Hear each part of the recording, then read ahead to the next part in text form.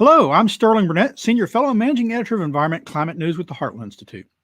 I'm pleased to be here with you today to launch our 14th International Conference on Climate Change lecture series. I thank everyone out there who is joining us on Earth Day when you could be planting a tree, picking up trash, dancing in a drum circle chanting Save the Earth, or listening in on President Joe Biden's Earth Day Climate Summit. There are lots of options for you today, and I'm pleased you decided to join us. Like all of you, we at the Heartland Institute have had our setbacks during the year of the pandemic and lockdowns. We had to cancel our 14th International Conference on Climate Change not once, but twice, as Nevada locked down Las Vegas. Having said that, Heartland would not be kept down, and we are now locked in for the conference at Caesar's Palace, running from October 15th through 17th, unless disaster strikes.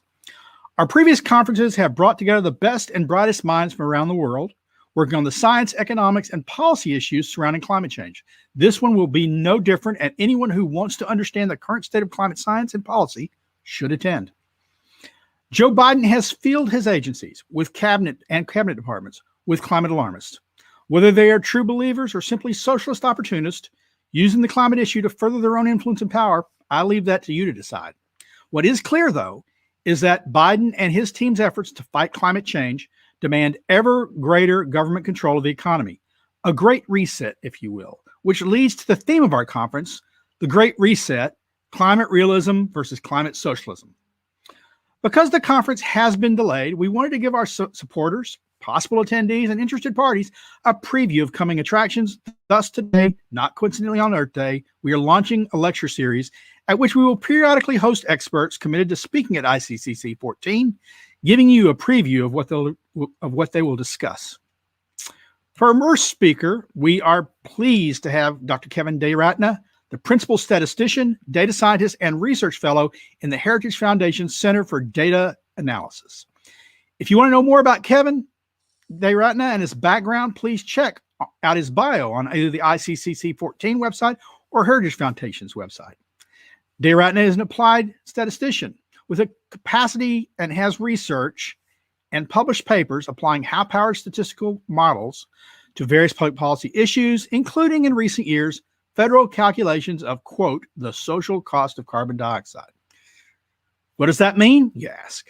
I'll let Kevin tell you. But before Kevin begins his presentation, I want to say if anyone has questions, please send them via the private chat function on the program, and we will have 5 minutes to answer questions at the end of his talk. Kevin's presentation today is entitled The Social Benefits of Lukewarming. Kevin, thanks for being with us. Take it away. Okay. Hi, my name is Kevin Dayaratna. I am the Principal Statistician, Data Scientist, and Research Fellow at the Heritage Foundation Center for Data Analysis. I'd like to thank Sterling, Jim Lathley, and everyone else at the Heartland Institute for putting this talk together. And I'm going to talk about the social benefits of lukewarming. So regarding climate change, energy policy, and carbon dioxide emissions, there are a few important questions to ask. How would one go about engaging in an honest cost-benefit analysis of CO2 emissions and climate change? Now, the Biden administration is attempting to answer this question, so I think it is worth our time to understand it a little bit further. Firstly, the social cost of carbon is what is used to get at this question, in particular, understand what this cost-benefit analysis of CO2 emissions actually is. And it is based on peer-reviewed research in climate economics and has been used as a basis for regulatory policy by the Biden administration's interagency working group.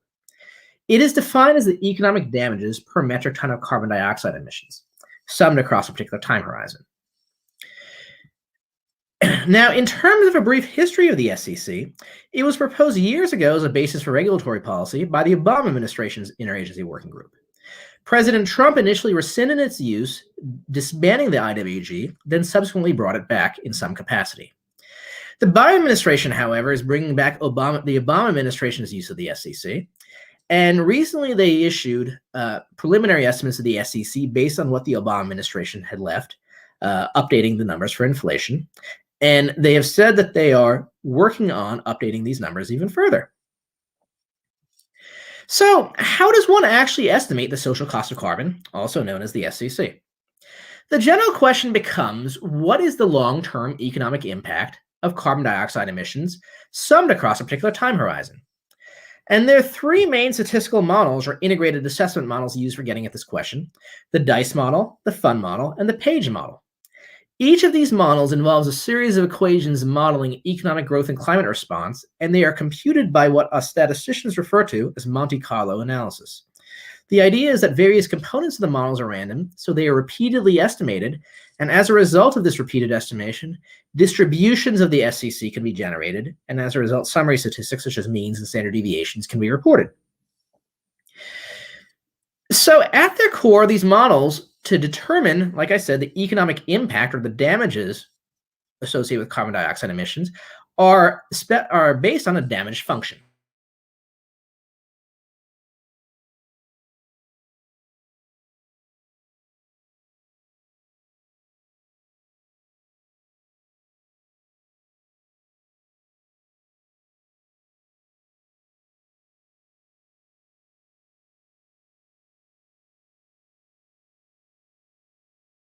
Actually goes negative under lower temperature changes.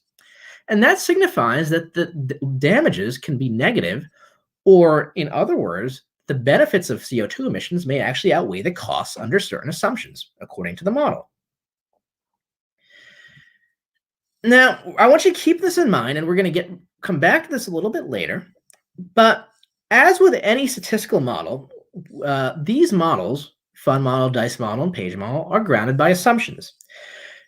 We looked at several assumptions in our work at the Heritage Foundation Center for Data Analysis, namely the specification of a discount rate, the specification of a time horizon, and the specification of an equilibrium climate sensitivity distribution. We published extensively on this stuff, both at Heritage as well as in the peer-reviewed literature, and I've given numerous talks and testified in front of Congress about these issues. I'm not going to go too much into these other assumptions here, but I do want to say that in addition to these assumptions, there are many, many, many, many, many, many, many other assumptions that go into this model as well. One is the specification of an agricultural productivity component. Like I said, the FUN model can go negative, and the reason for this is that there's a specification of agricultural productivity into the damage function. That is, what is the agricultural impact of CO2 emissions? We all know that CO2 is a fundamental component of photosynthesis, and there are CO2 fertilization effects specified in the FUN model. Namely, Kane et al. 1992, which the FUN model documentation references, reported potential yield decline due to temperature increase based on simulations that didn't include CO2 fertilization. But given the limited amount of information available at the time, they concluded that CO2 in the atmosphere could increase yield by about 15%. Segas et al. Published 5 years later had more information and incorporated global yield gains averaging between 20 and 30% for CO2 doubling in their analysis. These effects were largely enough to negate the losses from moderate climate change and provide some regional net gains, which is what you can see, like I said, in the FUN model. Now, mathematically, the agricultural productivity coefficient is specified by the following equation. For region R, the CO2 fertilization effect A sub R is equal to this gamma sub R coefficient times the natural log of the carbon dioxide concentration divided by 275. We go into this in more detail in our paper. So the gamma sub R coefficient effectively is an assumption that is specified in the model about this right here, about the agricultural response to CO2 emissions. So what has recent research indicated regarding agricultural responses to CO2? Well, there's quite a bit, actually. And we researched this in this paper. This work is joint with my colleagues Ross McKitrick at the University of Guelph and Pat Michaels at the Competitive Enterprise Institute, and has been published in the peer-reviewed journal Environmental Economics and Policy Studies. There has been quite a bit of work on rice yields. And rice yields have been shown to exhibit strong positive responses to ambient CO2 levels, even under warming conditions. And there are a few studies illustrating this effect, some of which are mentioned right here. And we go into these in the paper, and they suggest that the handling of rice yields in FUN is overly pessimistic. Secondly, Satellite-based studies have suggested compelling evidence of stronger growth effects than what was believed decades ago in terms of plants and agriculture. Here, for example, is a satellite image from the study Zhu et al. 2016, published in the journal Nature.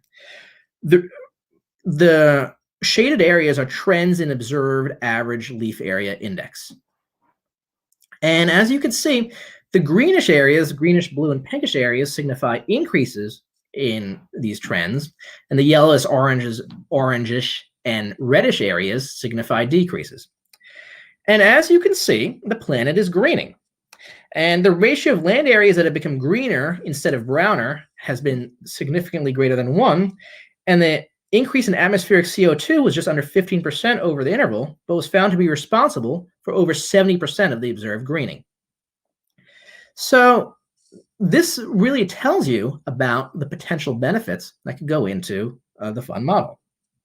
Now, having said that, we need to go a little bit further, though. The Zhu et al. Study used satellite-sense leaf area indices, which don't translate directly into agricultural yield. However, the Gao et al. Study, 2018, which we referenced in our paper, discussed that agricultural-related trends were more than double those of natural vegetation, thus suggesting that leaf area index is likely a strong indicator of agricultural productivity. Other research we reference, including Mooney et al. 2018, indicates that there is a positive response between CO2 emissions and observed leaf area index beyond what is assumed by the fund model. Thirdly, there has been a significant amount of work on adaptive agricultural practices under simultaneous warming and CO2 enrichment. Challoner et al. 2014, which we reference in our paper, surveyed a large number of studies that examined responses to combinations of increased temperature, CO2, and precipitation with and without adaptation. And the implications of their results suggest greater benefits due to CO2 emissions, as is assumed by the fund model. So lastly, here is a figure of total global output of maize, rice, soybeans, and wheat per year from 1980 to 2017. Over the course of this time, the global average land surface was estimated to have warmed by 1 degree Celsius. CO2 concentrations rose by 68 parts per million. And as you can see, crop output doubled between 1 and 3 billion tons. This, coupled with all the work I suggested, indicate that the direction of this balance is likely to persist. And moreover, this tells us something very interesting. The agricultural productivity components of the fund model are likely understated. And as a result, it is perfectly reasonable to update this aspect of the model to correspond with this more recent literature. So to do so, what we did was we took these specified gamma sub r coefficients, which are again specified by region R, and we increased them by 15 and 30% in our study to quantify what would be a more reasonable estimate of the SCC under this more up-to-date research. So that is one assumption we looked at in this paper, but there's a little bit more. This I've also talked about in prior research, and that is specification of an equilibrium climate sensitivity distribution. Equilibrium climate sensitivity distributions, in a nutshell, quantify the Earth's temperature response to CO2 emissions. Global warming alarmists will always tell you that the science is settled on global warming. But the phrase settled science, I've talked about this many times before, is effectively an oxymoron. Science is by definition unsettled, which is why papers consistently get published and research is consistently updated. The concept of these equilibrium climate sensitivity, or ECS distributions, is no different. The ECS distribution specified by the IWG is based on the outdated Rowe-Baker distribution published 14 years ago in the journal Science, which is not even based on empirical research. It was specifically calibrated to assumptions that the interagency working group wanted to use based on data that they had access to. And since then, many other ECS distributions have been published, some of which signify lower probabilities of high-end global warming. And we've examined these in our prior work at the Heritage Foundation Center for Data Analysis, published both at Heritage as well as in the peer-reviewed literature. And here are 3 of the ECS distributions we look at in this study. The Rowe-Baker distribution is the dark gray curve.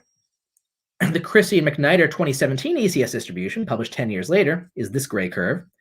And the black curve is the Lewis and Curry 2018 ECS distribution. Now, like I said, ECS distributions quantify the probability of the Earth's temperature response to a doubling of CO2 emissions. So, for example, the area under these curves, say 3 degrees Celsius onwards, say if CO2 emissions were to double, what would be the probability that the Earth's temperature would increase by more than 3 degrees? Now, as you can see, the area under the curve from 3 degrees Celsius onwards is significantly higher for the Rowe-Baker distribution than these more up-to-date distributions. So the use of these more up-to-date distributions really enables you to estimate the SCC in what I refer to steal a word from my colleague Pat Michaels, a lukewarming planet, where nobody is denying that the climate is changing, but many reasonable people would believe that the climate is not accelerating in terms of temperature at as nearly a rapid pace as alarmists would have you believe. So what happens if we alter these assumptions? In particular, tweaking the agricultural productivity component of the fund model, increasing it by, say, 15 or 30%, and using more up-to-date ECS distributions to correspond with more of a lukewarming planet. This work is joint, like I said, with my colleagues Ross McKitrick and Pat Michaels, and published in the peer-reviewed journal Environmental Economics and Policy Studies. So, firstly, we calculated the mean SCC under a variety of specifications of discount rates. We have many more in the paper, but right now we're going to focus on 2 discount rates, 3% and 7%. 3% discount rate corresponds with the rate of return on bonds in the US stock market, the financial market, excuse me. And using the outdated Rowe-Baker distribution, our simulations, which match what the IWG had gotten, say in the year 2020, you have slightly under a $20 a ton estimate of the SCC, mean estimate of the SCC, that's the y-axis. And in the year 2050, you have a $27.06 estimate of the SCC. Again, using this outdated Rowe-Baker distribution. But what if we replace the Rowe-Baker distribution with something that is more lukewarming, like the 2018 Lewis and Curry distribution? Excuse me, I went the wrong way. Here you have significantly lower estimates of the SCC. You have between $1.61 a ton in the year 2020, going up to slightly under $5 in the year 2050. But wait, what if we increase the agricultural productivity component by 15%? Even lower, and now we start to get into negative mean SCCs even under the 3% discount rate. The negative SCC is the mean SCC, excuse me, in the year 2020 is negative 82 cents a ton in the year 2020, and slightly above $1 in the year 2050. Now, if we increase it by 30%, we have an even lower estimate of the SCC, between $2.74 a ton in the year 2020, and minus $1.12 a ton in the year 2050. And these are mean estimates of the SCC. These are just the average computed across the Monte Carlo simulations. And I want to emphasize, as we discussed in the paper, these 15 and 30% upticks to the agricultural productivity component are likely underestimates of what is the correct way to handle agricultural productivity in the fund model. We just updated these in this manner to correspond more closely with more up-to-date research. Now, how about instead of a 3% discount rate, we look at a 7% discount rate? This corresponds with the rate of return of the United States stock market, and the IWG, both the Obama administration's and at least in terms of the Biden administration's updates so far, ignored. 7% discount rate, and this is probably one reason why they didn't want to publish this, even using the outdated Rowe-Baker distribution, gives you effectively a 0 estimate of the SCC. I'm keeping the y-axis the same so you can see how things correspond to the 3% discount rate, so you can really see the drop. So you effectively have a 0 SCC even using the outdated Rowe-Baker distribution. Using the lukewarming Lewis and Curry 2018 distribution, you have negative SCC, mean SCC all around. In the year 2020, minus $1.25 a ton. In the year 2050, minus 66 cents a ton. But wait, what if you actually tag on a 15% increase in the agricultural productivity coefficient? Then you get even lower estimates of the SCC, or more negative, I should say, minus $2.06 a ton in 2020 and minus $1.74 a ton in the year 2050. How about if you increase it by 30%? Voila. Then you get minus $2.84 a ton in the year 2020 and minus $2.71 a ton in the year 2050. So all in all, this tells you that under a lukewarming planet, the mean SCC is effectively zero and may very well be negative. But this really brings us to a very interesting question. Is global warming necessarily a bad thing? That is, are there actual economic damages associated with CO2 emissions? Or may a little bit of global warming actually be a good thing? Well, according to the fund model, the answer is no, because firstly, it allows for benefits. And secondly, as we saw here and here, the benefit in some assumptions, under some assumptions, will outweigh the costs. So as I was alluding to earlier, the fund model and all these IAMs are estimated by Monte Carlo analysis, so you get distributions of the SCC. And previously, I just reported the means. One thing that the IWG doesn't report is the probability of a negative SCC, which you can extract from the results. So I computed it for all these scenarios and more. There's more in the paper.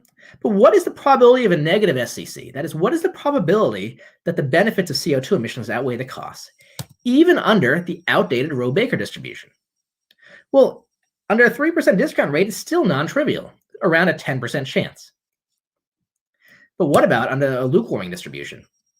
Between slightly under 50% and over 40% chance of negative SCC. And then if you update the agricultural productivity coefficient, it gets interesting, even higher. And if you update the agricultural productivity coefficient by increasing it by 30%, you get even higher, slightly over 60% in the year 2020 and slightly over 50% in the year 2050. Now, what about under a 7% discount rate? Again, the rate of return of the New York Stock Exchange. And again, this is probably one reason why the government didn't want to publish this. Even using the outdated Rowe-Baker distribution, you get substantial probabilities of negative SCC. In the year 2020, it's around 60%. And in the year 2050, it is nearly 50%. But when you use the more lukewarming distributions, it increases substantially. Slightly over 70% in the year 2020 under the Lewis and Curry 2018 distribution, and slightly over 50% in the year 2050. And then when you increase the agricultural productivity coefficient, it increases even more. If you increase it, say 30%, then you have over an 80% chance that the benefits of CO2 emissions outweigh the costs in 2020, and over 70% chance the benefits outweigh the costs in the year 2050. So what does this tell us? Under very reasonable agricultural productivity specifications and moderate warming, the SCC may very well be negative. And we looked at much more in the paper. We looked at many other assumptions in the paper, and this tells you that it is quite possible that under some reasonable assumptions that there could be some social benefits of lukewarming. So what is our advice for policymakers and the public? Now, I'm going to say we're not claiming that this is the true value of the SCC. Like I said, there's so many assumptions in the model that it is very difficult to actually estimate what the SCC is, but these are very reasonable assumptions and therefore something to think about that could be an estimate of the SCC. Now, the Biden administration is using these same models, so I urge lawmakers as well as the public to think seriously about the administration's estimates, the ones that just came out and the ones that are coming out next year, and the assumptions that went into producing them. Do not just take the results that they give you, because these assumptions, the assumptions that went into producing them were the basis behind them, and they could, and reasonable alterations of them could produce dramatically different results. Thank you. Happy to take any questions.